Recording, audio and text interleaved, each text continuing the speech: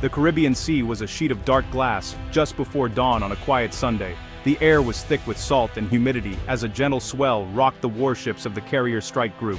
For thousands of sailors, it was the start of another routine day. The sun's first light painted the sky in gray and orange. The world seemed at peace, but beneath the surface, tension always exists. These are not cruise ships, they are instruments of national power, always on watch. Every sailor knows they patrol some of the world's most contested waters, training for every possibility. But the threat approaching wasn't a foreign navy, it was something far more common, yet just as dangerous. Suddenly a single blip appeared on a radar screen. Small, fast, and heading straight for the carrier group. An unidentified surface contact, words that demand immediate attention. The blip moved at a speed unusual for civilian vessels, and ignored all hails. It was a ghost on the water, a question mark racing toward the world's most powerful warship. The time for calm was over, the time for action had begun. The initial report crackled over the ship's comms, and the atmosphere on the USS Gerald R. Ford's bridge changed instantly. Quiet professionalism sharpened into focused intensity. Was it lost fishermen or something more sinister? In these waters, a fast, unmarked boat often means trouble. The crew was about to face a real-world test. Every decision in the next few minutes could have life-or-death consequences. The bridge braced for the unknown. The silent sea was about to erupt with urgency. The Navy's routine was about to be shattered. The test had begun.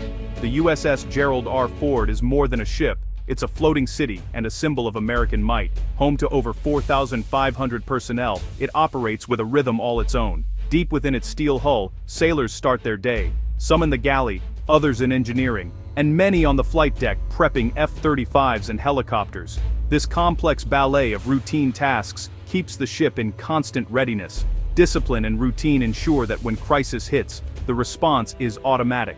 Every sailor has a job, and every job is critical.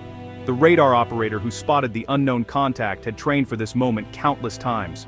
The communications officer was ready to broadcast warnings, following strict protocols. The crew functions as a single organism dedicated to the mission.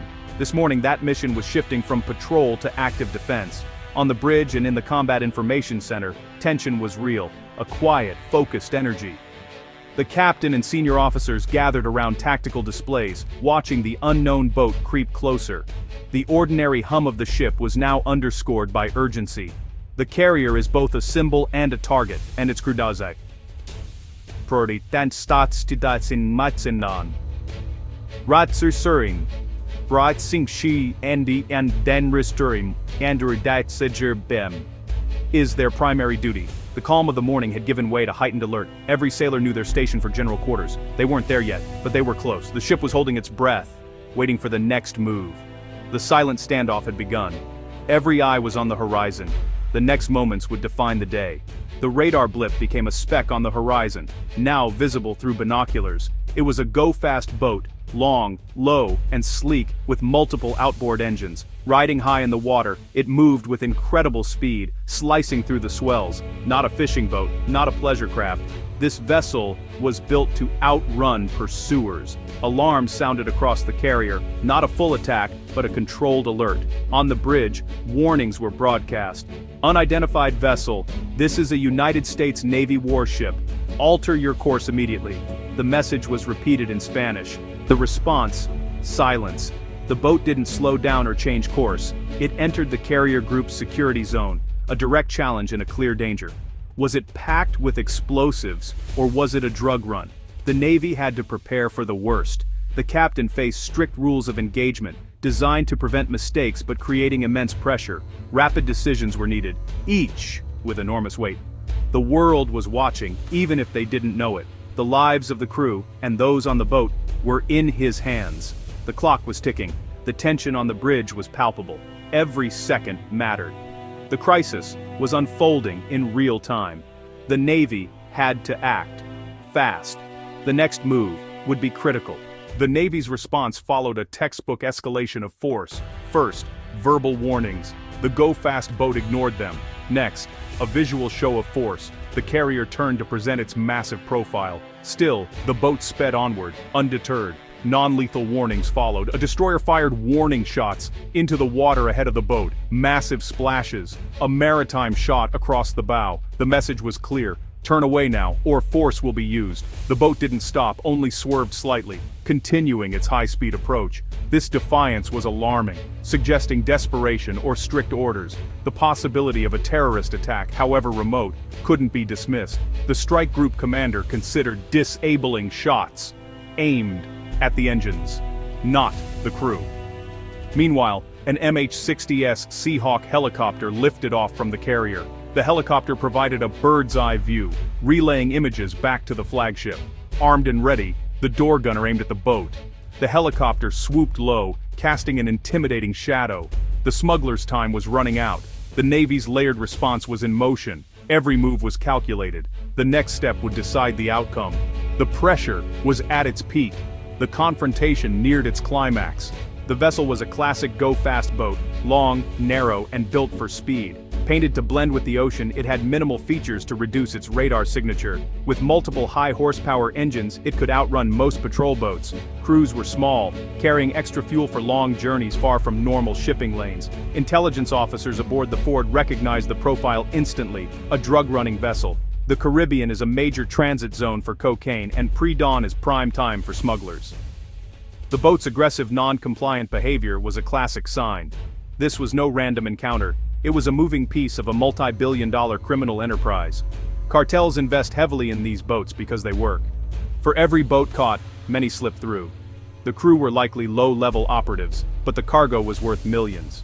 For them, failure meant severe consequences. Inside the ship, intelligence specialists pieced together the puzzle. The go-fast boat was cross-referenced with known smuggling routes and patterns. Satellite and surveillance data, plus human intelligence, all pointed to a cartel operation. The boat's signature matched reports of a major cocaine shipment moving through this corridor. This confirmation shifted the assessment from unknown threat to probable criminal act. The goal changed, from destruction to interdiction.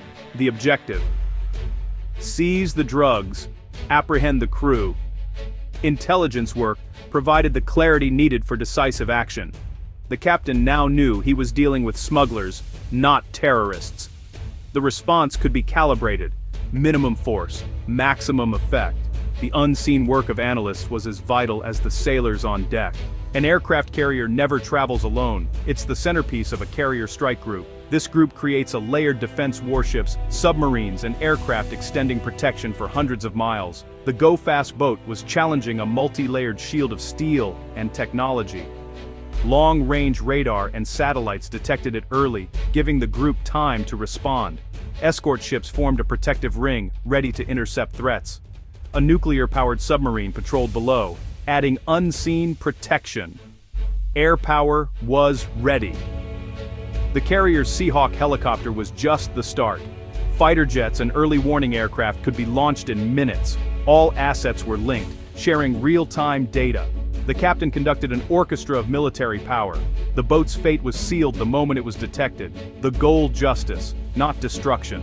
While the Navy brings firepower, the Coast Guard brings law enforcement authority. Many Navy ships in drug transit zones carry a Coast Guard law enforcement detachment, LEDET.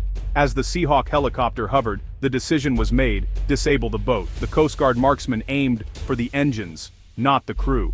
With precision, he fired. A volley of shots destroyed the outboard motors. The go-fast boat slowed and stopped, dead in the water. The threat was neutralized without injury. A rigid-hulled inflatable boat launched from the destroyer, carrying the Coast Guard team.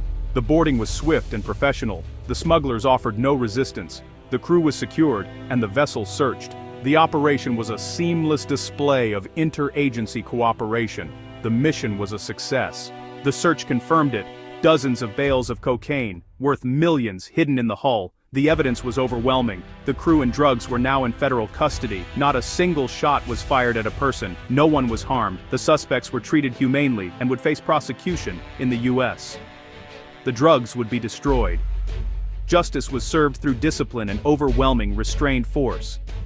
The incident sent a message. The open ocean is not lawless.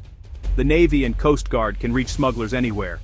Every successful interdiction disrupts criminal operations and makes the world safer. The crisis ended as the sun rose high.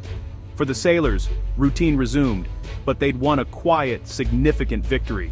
Sometimes, the greatest victories are those won without firing a shot in anger.